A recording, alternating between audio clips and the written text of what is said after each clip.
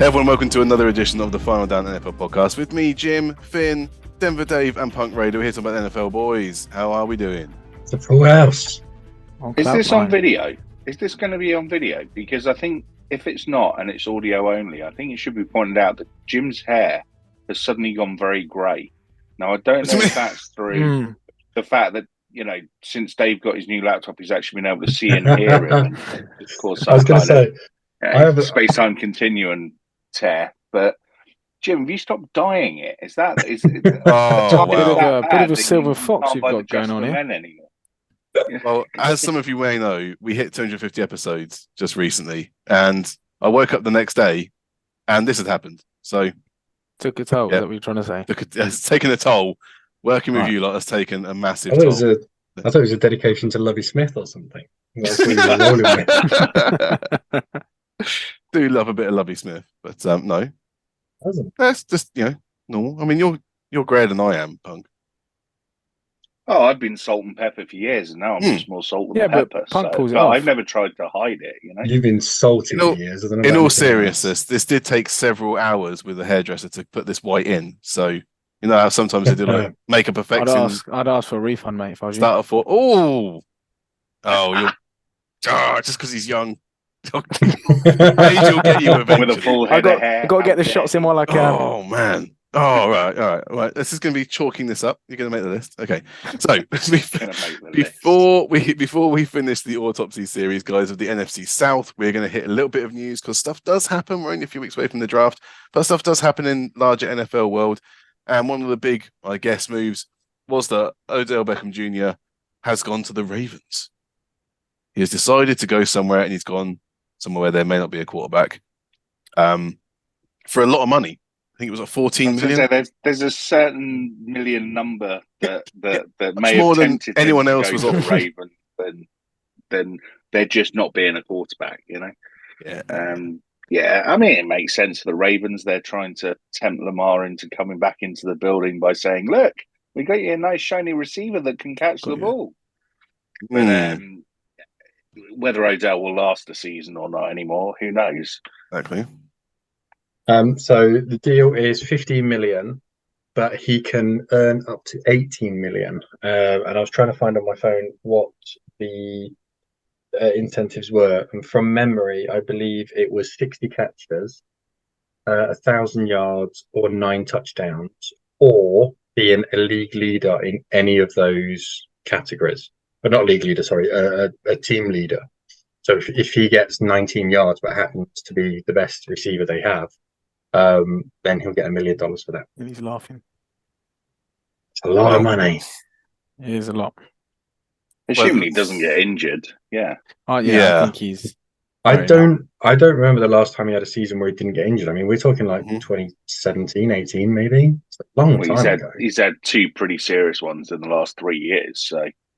Yeah, but even with the Giants, when he was at the Giants, he moved off an injury off the back of that as well. So there's a number of injuries off the back of it. But listen, when he plays, his catch radius is the size of Miami. So he's a big target when you've got an erratic thrower going at him potentially. So it's something to try and tempt Lamar Jackson into staying. So I think it's the right thing for the Ravens to do. Why not?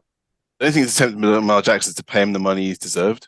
And if they're going to throw out money to OBJ, then they're obviously not serious. So I love this. I love that the Ravens have changed. Ozzie Newsome days. Yeah, I am not scared at all of Odell Beckham Jr. being on the Ravens. He was on the Browns, did jack on there. So absolutely fine with a few years later and a few injuries later, him turning up on the Ravens squad. Fine. Jim's changing. He's swearing on the podcast. He's got peppery hair. What's going on here? Hair's doing wonders to him. I know. I've matured, and so has my language. The other bit of news that just happened very recently is that finally the offer's been accepted for the Washington Commanders of just over $6 billion from the group, including Magic Johnson, ex-basketball player. So we're still hoping beyond hope that this could get done before the draft. It's exciting times if it does, because God knows we all want Dan Snyder out of Washington and onto the first Elon Musk plane out to Mars. So that's just a bit of news. Don't know if you guys want to comment on that, but there we go. There'll be a lot of happy people. Yeah, the only thing I wanted to sort of bring on it is the purchase group mentioned a couple of things. Firstly, that they were not ruling out a potential name change. Again, so moving, but I think it's the right thing. Commanders is rough; it's not a good name. I think what was the one that you said, Punk? Was it the Red Hogs or something like that? Red Wolves. Yeah, Red Wolves or something. They're a bit better. I think. I definitely went with Hogs because the old Hogs theme from the 80s, but I can't remember what I said. That was months, if not years ago. It was a long time ago. Jim had different coloured hair back then. The other thing they mentioned as well is that they are looking at a new stadium. They said that they will not move out of Washington, and they were also talking about complete jersey overhaul, but not a change in colours. So it's exciting times. I mean, you're in the Dan Schneider era right now.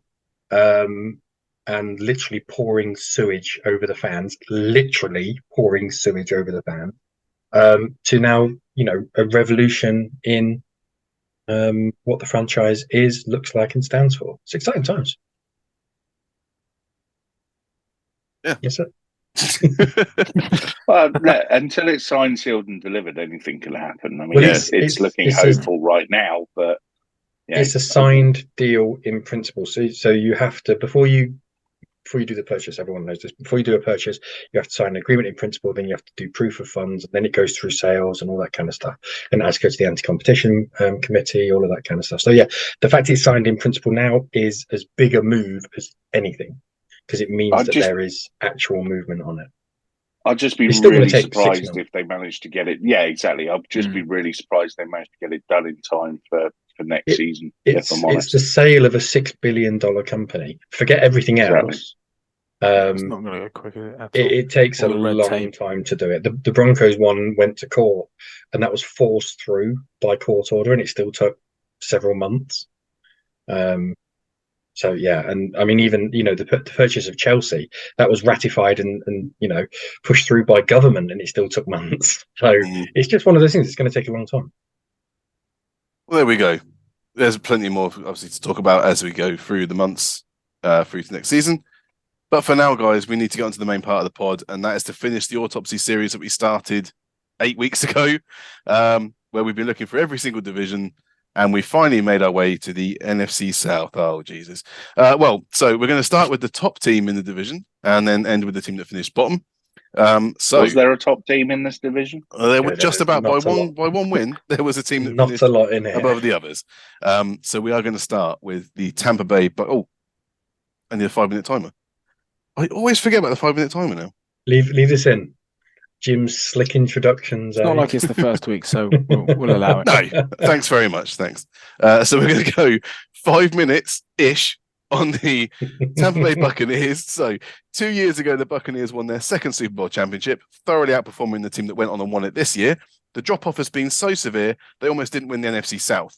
From a 13-4 record last season to an 8-9 this year, and not only a negative point differential, but somehow the worst in the division. Brady kicked out head coach Bruce Arians, and they couldn't get anything going. The run game was the worst in the league. They dropped 23 places in points scored, and they were unceremoniously kicked out of the playoffs at home in the wildcard round. After that season, Tom Brady decided to retire for reals this time. Best game? It shouldn't be difficult to pick a best game from the top team in the division, but this was genuinely hard. The Week 1 win in Dallas was an awful game. The Saints got swept, but the good win had Brady smashing tablets on the sideline. The Rams game was all right, but needed a last-minute touchdown to win. Screw it. Take the Germany game against the Seahawks in Week 10. They at least got out to a 21-3 lead in the fourth quarter before giving up 13 points near the end. Worst game? Well, getting whipped 35-7 against Brock Purdy making his debut was pretty hilarious. They got beaten easily by the Desmond Ridder-led Falcons in Week 18 when they wanted to build some momentum going into the playoffs, but they lost 21-3 to the Panthers in Week 7 with PJ Walker as the quarterback for Carolina just a few days after they traded Christian McCaffrey to the Niners. The Bucs were 13.5-point favorites for that game and still lost. So, guys, talk to me about the Tampa Bay Buccaneers. Great times to be a Buccaneer. I mean, they won a Super Bowl. They won a Super Bowl, so their experiment to go all in and win now worked. And as we've seen in the NFL, when that happens, you have to reap what you sow a few years later, and that's kind of where they are. But they still won the division. So what can you do? with Tampa Bay last season, it was between them and Green Bay as to who could be the worst each and every week. By the worst, I mean the failing in our expectation of what they should be as a team and with the talent that they have. They were awful. I mean, you went through the good games there. I don't think any of them were particularly good games either, to be honest. Yeah, I mean, like you said, Dave, every single Super Bowl winning team goes through this a little bit in that, they tend to lose a few players to free agency and so on and so forth. But the drop-off in Tampa has been massive and very, very fast. I mean, normally you would expect, I mean, let's be honest, if they were in any other division, they wouldn't have made the playoffs. And, they kind of feel more like the Titans than anything else, I suppose. Maybe the Packers, but they've got nothing. All right, I say they've got nothing. They've got a few pieces on defense that are still good. Even those are starting to want out now. Well, Devin White has requested the trade. Yeah, exactly. It's all kind of fallen apart a little bit. They're not going to be particularly good going into next year. I think they're going to really shade on Baker. Yeah. Oh yeah. Well, I agree with you. By the way, I'm not arguing with you. I mean, the issue that Baker to be your savior, you're going to be very disappointed come the end of the next season. Yeah. So. Not if you support the other teams.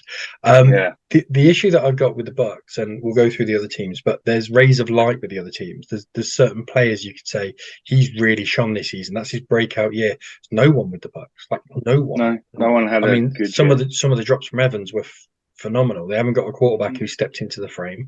Playoff Lenny's gone. I think he's been formally released now. Vita Vea had his worst year. Was still brilliant, but had his worst year. And big downturn as well from him. White was bad. I mean, all over. No one you can say really shone this season. And all the other teams in this division, every one of them had a plus point apart from them.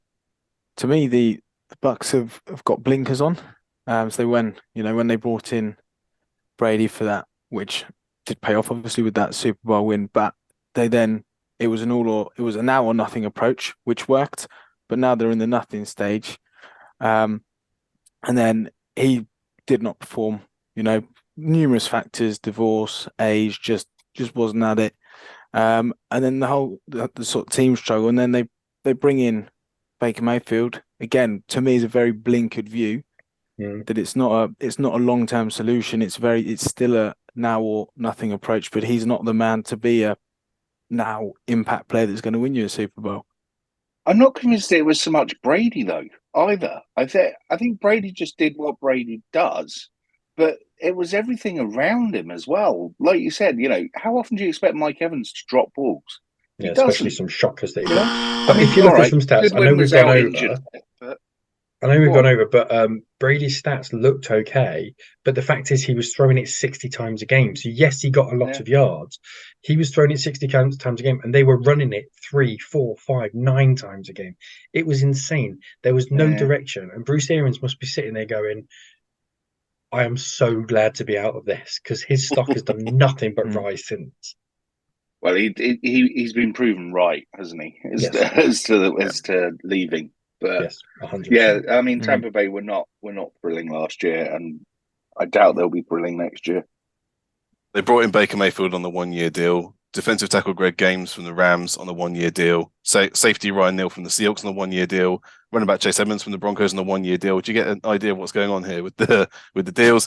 They've lost Keanu Neal to the Steelers. Safety of cornerback Sean Bunting. Safety Mike Edwards to the Chiefs. Right tackle Josh Wells. Defensive tackle Raheem Nunez-Rochez to the Giants. Yeah, it's been a bit of a clear out now. And there's no Brady there to keep any of the big names still there. So good luck next year to Tampa Bay. We're going to move on to the second team, which was quite surprisingly, since they're picking first, obviously with a trade up, the Carolina Panthers. The Panthers got 2 more wins than last year with a 7-10 record, despite moving out of their best defensive weapon halfway through the season and going through a turnstile policy at quarterback. Donta Foreman stepping up as the feature running back, and with him now in Chicago, Carolina are hoping that Miles Sanders takes on the role. Frank Reich gets the head coaching job now after Steve Wilkes did a good job as an interim. Matt Rule was given the chop after a 1-5 start to the campaign. Trivia corner, and Frank Reich threw the first Panthers touchdown in the NFL as their quarterback in 1995. Best game, they swept the Saints. They beat the Falcons and Bucks at home. They whooped the Broncos, but so what? Their two impressive wins came in week 14 when they bullied the Seahawks on the ground, and week 16 win over the Detroit Lions. They went toe-to-toe with them, and despite giving up 3 touchdowns to Shane Zylstra, they won the game 37-23 with 570 offensive yards. Worst game, there are a few times that they got taken apart, but the worst game I've picked was the week 11 game in Baltimore, mostly because they only scored 3 points and there were 3 turnovers, including 2 picks of Baker Mayfield. It needed the Lamar Jackson run after the defense set them up to get the win for the Ravens. This is one of those picks where it was a terrible game to watch more than a terrible lopsided performance. So, Carolina, Finn, what do we think about this team? Yeah, this is, as Dave just mentioned, this is one of the teams that there are beams of light. And the first being that for the first time in 3 seasons, they've actually improved on their record, albeit by 2 games. But it's a small step, and it's, going in the right direction. You can see the pieces are slowly starting to come together. I think they were very, they made big decisions and they weren't afraid to make them. So getting rid of the head coach and defensive coordinator early on in the season is obviously going to impact the squad heavily, but just having a clear plan, sticking by that, just sort of going with that. And I think they've just, they're making inroads. They've got beams. They're going in the right directions. I think, again, a big loss with McCaffrey. But if you're not firing, you're never going to hold on to the real top talent. So that was sort of partially expected, but nonetheless, big shoes to fill. So I think overall, obviously, to end with a losing record is never nice, but there's definitely some positives to take away from the season. The positives from a player's perspective is Ike Iwanu, who's their first round pick, looks good at tackle. JC Horn, this was effectively his rookie season because he missed out on his actual rookie season. He looks really good. He looks like a legit corner as well. And I really like Terrence Marshall, who's stepped up a little bit to becoming almost a good wide receiver too. So if they can get, someone in who's going to be a genuine number one, they've got Adam Thielen and DJ Chark. Well, I'm not entirely sure any of those fulfill the one status, but Terrence Marshall looks pretty nifty. He's so I think they're the big positives for them. I was just going to start by doing something that no one would expect me to do, and that's giving you two a little bit of credit. Bloody hell. Because 2 years ago, you two picked up on the Panthers defense and said that it would be good. It's proving to become that way. You're a little bit early. You got a little bit high on them, I think, too early, and kind of had them in the playoffs in that first year. But it's certainly if they had a quarterback. No, absolutely. And I think that's what the Panthers need to look to. Is that it's exactly what Finn was saying. They've put building blocks in places. They've obviously had a plan for the last couple of years. That plan now is coming to, well, now we need a franchise quarterback. And I think you're right, Dave. I think they do need number one receiver quite badly. And probably a bit more in the running game as well. But I think overall, Finn's absolutely right. They have had a plan. They've stuck to that plan. The head coach wasn't fitting in with that plan, so they binned him off. I think the head coach was that plan, because the bit of background on this, as Punk mentions, is the fact that they had an entire draft which was defensive. Last year, picked up Ike Iwanu hoping that he would help protect Baker Mayfield, and they're kind of 1 year removed away from where the Bucks are. They're going to go out and get their quarterback now. Everything suggests that's going to happen. They kind of had to get rid of DJ Moore in order to get the quarterback they wanted. So that's their wide receiver one out. But I think the path that they were on was set by previous management. It's now down to the Panthers to continue that.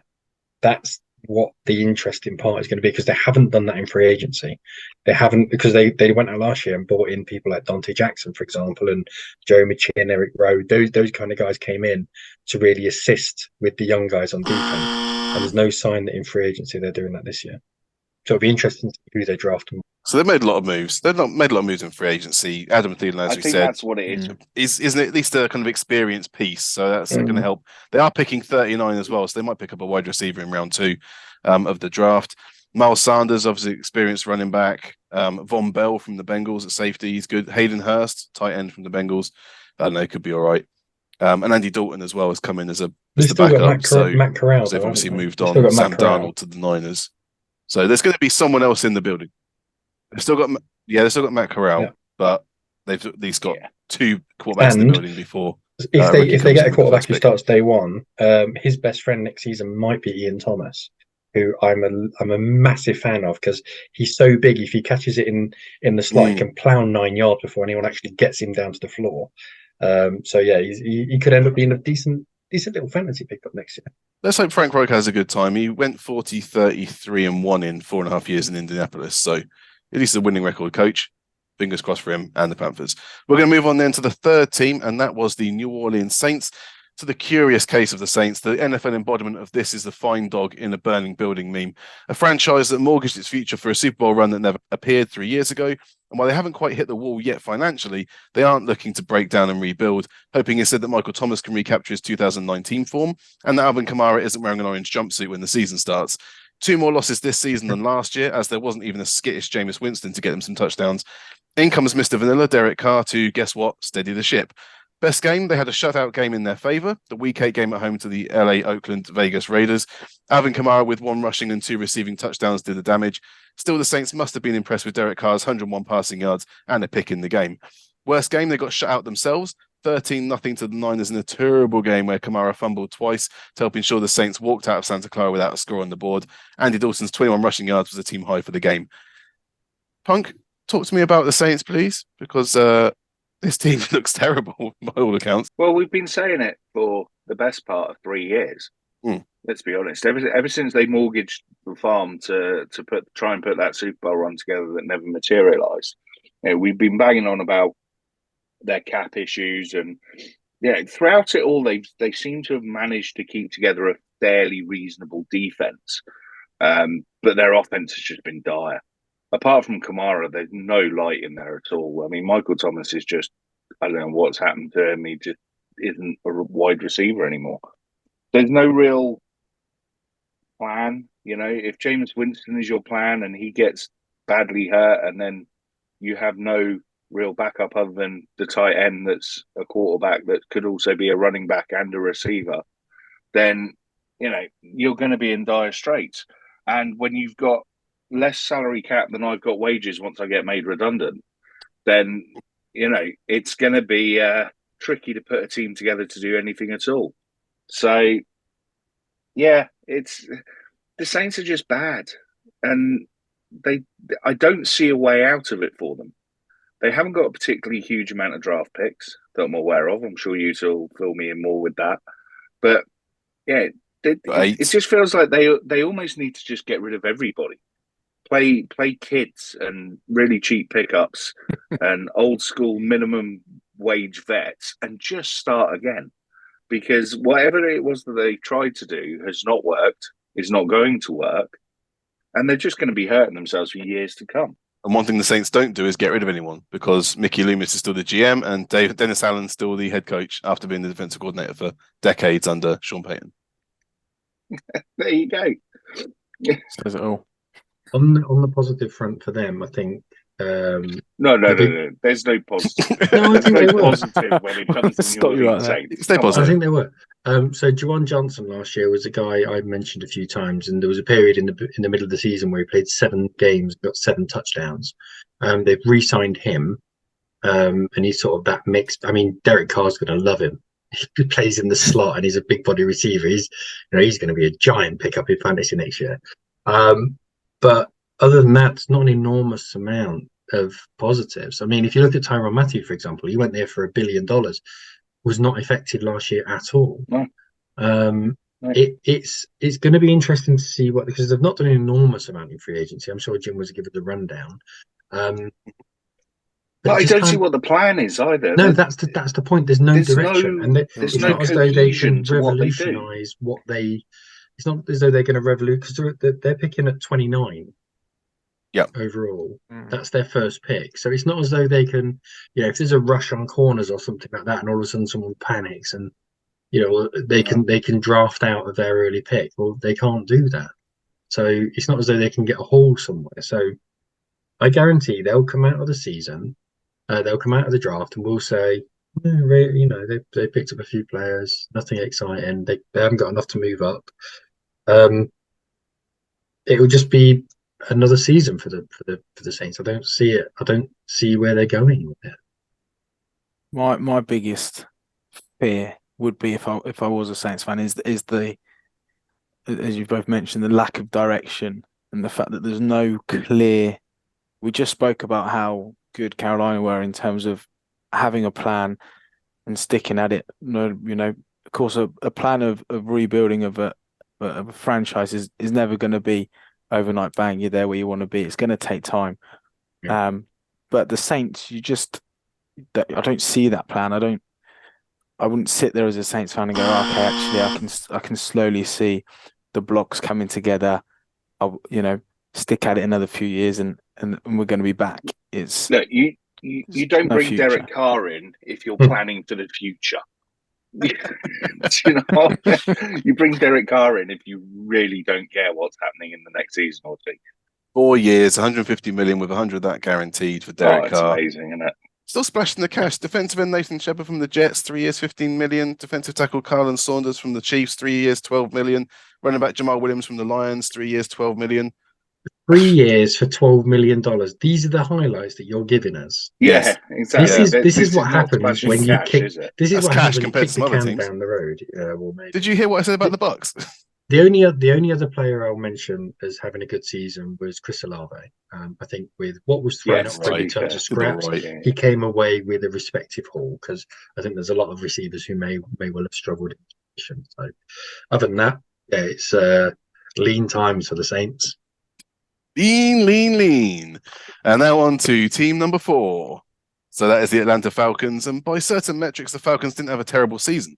They scored more points than last year, conceded fewer, went from 31st in rushing yards to 3rd. But despite not having more losses, they find themselves at the foot of the NFC South. 5 of their top 6 draft picks from the last April are now starters in the depth chart, which might sound great, but also tells you that the roster is so dross that rookies are able to waltz in with little competition. And there's still plenty of holes to fill in that team. Best game, there's an easy one because the Falcons beat the Niners in week 7 with Marcus Mariota at quarterback. They got tight end touchdowns from Michael Pruitt and Kyle Pitts, a rushing touchdown from Mariota, and a drop 6 from their defense, as they also picked Jimmy G twice. It may have directly led to the Niners trading McCaffrey before the next game. Worst game, they got swept by the Saints in division. They got beat by all but the Browns in the NFC North. There was a bad division loss to the Panthers in week 10 when the Panthers got out early. When the Falcons got close, the Panthers just moved away again. It sounds like I'm constantly picking on them as the worst game provider. I swear I'm not trying to. But the Commanders game in week 12 was a stinker. There was a pick of Mariota in the last minute to secure the 19-13 victory for Washington. So, Dave, the Atlanta Falcons, like I said, it wasn't that bad, but it wasn't great either. Why did you give me the Falcons? This is rubbish. Hey, man, I got the same. Smooth sailing. The big positive for the Falcons was AJ Terrell, who I think now is turning into, I don't want to say an elite corner because he's only done it for 1 year, but quarterbacks are avoiding him, which puts pressure on. Yeah, it puts pressure on the cornerback playing the other side, but they've just gone and gone Jeffrey Okudah this time, who I still like. He's had his injury problems, and they only got him for a 5th, so that's the big positive for them. It was the pick that they got for Calvin Ridley. Yeah, from the Jags. Where do we go with this with the Jag? Where do we go with the Falcons? It's very simple. The fact that they need a little bit of talent on the offense. Receiver wise, Drake London really looks like a really good talent. Plays a little too deep at times. Offensive line, they've spent a lot of money on in previous years, and that's kind of leading now. I think they re-signed Chris Lindholm, who's a really good guard. Mm-hmm. But fact is, they need a quarterback. It's as simple as that. Go and get Lamar. I agree and I disagree. I think the Falcons' light at the end of the tunnel is that offense. I think Kyle Pitts, I think Drake London, I think there are pieces there that can definitely be built around. They need a quarterback so badly. They really, really need a quarterback. But if I'm the Falcons, most of my draft this year has got to go on that defense, and they've got to start putting something together on defense. That defense has been absolutely shocking for best part of half a decade. When did they make the Super Bowl? 6 years ago, something like that. Since they made that Super Bowl, that defense has been absolutely diabolical. And it doesn't seem to matter what they do, it doesn't seem to fix it. So, yeah, they really need to come up with some good defensive players. They must get a quarterback. I mean, yeah, why they're not throwing the entire stadium at Lamar and reversing van loads of cash up to his front door, I don't know, because it makes perfect sense for him to go there. That style of quarterback as well, after Michael Vick, the fans will love it. So I don't quite know what the Falcons ownership's doing, but they need a quarterback, they need some defense. And I still think they'll be better than they were last year, but it's going to be very slow until they get those big pieces in. Yeah. To me, it's weird, it's an interesting one because there's signs of, they're small, but there's signs of progress. There's pieces there. You can see just slotting a few, dire need of a quarterback, and if they could bring in the likes of Lamar, then they're going to see vast improvements there straight away. So there's definitely sort of signs of progress, and it's again a future sort of proofing side of things. But then on the flip side, the fact that there was no improvement on the record from the prior season, then you're thinking, well, yes, there's pieces.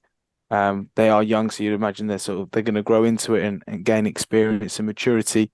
But from that side of things, then there's no progress. So it's a bit of an interesting sort of dynamic. I think it'd be really key to see what they do in the off season. I think they've made some quite decent moves actually already. So they're definitely sort of putting the pieces together and slowly getting a band together.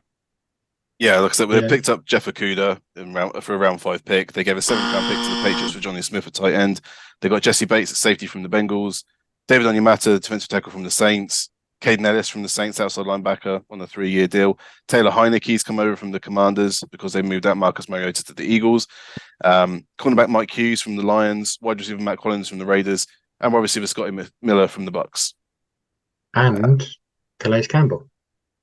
Calais Campbell, yes, from the Ravens, 1 year, $7 million. So there we go. Isn't he 437 now? He is, yeah, 438 actually. I think is the official age. But by the time the season starts, he's got another birthday before then. But there you go. There's the Falcons, and that concludes our NFL autopsy of the 2022/2023 season.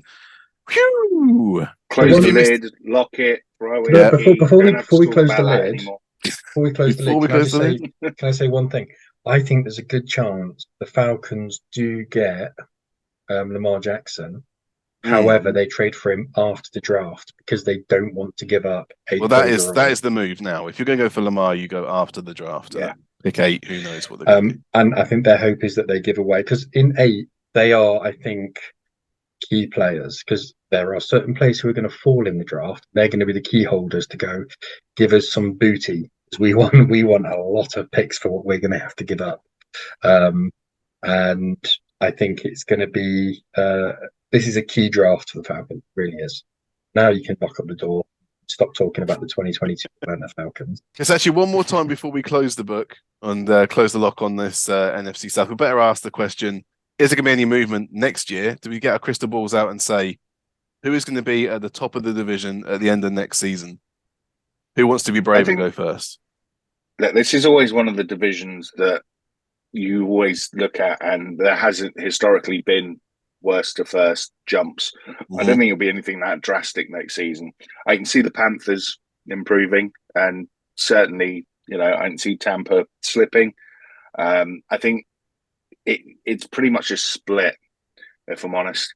I think there's the Panthers, then there's the Bucks, and then there's the other two. Now that may change depending on what the Falcons do at quarterback, and if things, progress with Lamar or whatever. But I think there can be some movement in this division next season, and I'd be surprised if the Panthers aren't the ones that end up on top. I think, yeah, definitely. I think there's movement. I'm going to go a little bit more. It's still not drastic, but I'm going to make a few more sort of bigger moves. I'm going to stick. I think Panthers will end top. If I flip it to the other side, Saints. I'm expecting the Falcons to make some big moves, so I'm actually going to put them into second spot, and then just leave the Bucks just floating down into third.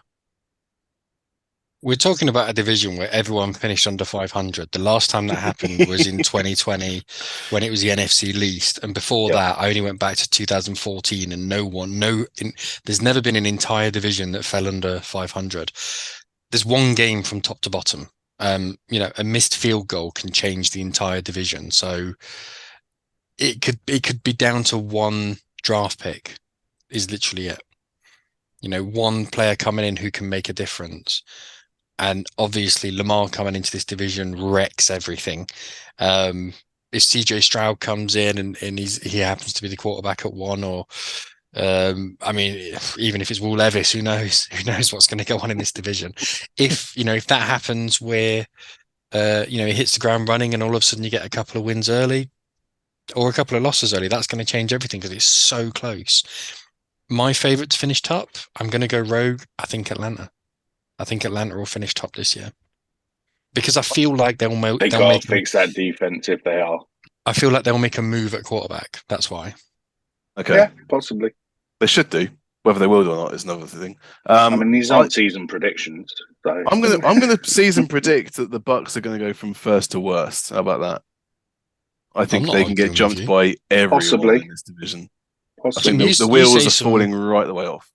Jim, you say some stupid every now and again, but that do I? I'm not going to argue with that. Thank you very much. That's not on par with We'll save that argument for August. Justin Fields being the fourth best quarterback in the league or anything like that. It's one of the more sensible things you've said. I didn't say it was the fourth. Third, second, whatever it was. Fifth, top five. So, guys, make sure you're checking us out at thefinaldown.com, at patreon.com/finaldown, and on Twitter at various Twitter handles. And Finn, we've been talking for ages about your Twitter handle, and you've got some ideas here. We've only got a minute left. I've got one. Finn is dim. How does that sound? Finn is dim. The reason I didn't come to you. I'm just here to troll. I've got a couple of options. Thinking of getting a poll going out there. Mm-hmm. You got a favourite? Do it on the Final Down account. Do the poll on the Final Down account, and then abide by the winner. Exactly. The three. You send them over then. I'll send them over. I won't. We'll leave it as a surprise. We'll wait till the poll goes out. Yeah, don't spoil the surprise. Do a big Twitter reveal. For the record, don't be excited for the surprise. It's really going to be underwhelming. Can I put a recommendation? And don't forget your OnlyFans link on there as well. Oh yeah, no, actually, yeah. Again, underwhelming. Mm-hmm. All right, guys. So until next time, I've been Jim. That's been Finn. That's been Never Dave. That's been Punk Radio. Thank you very much for listening.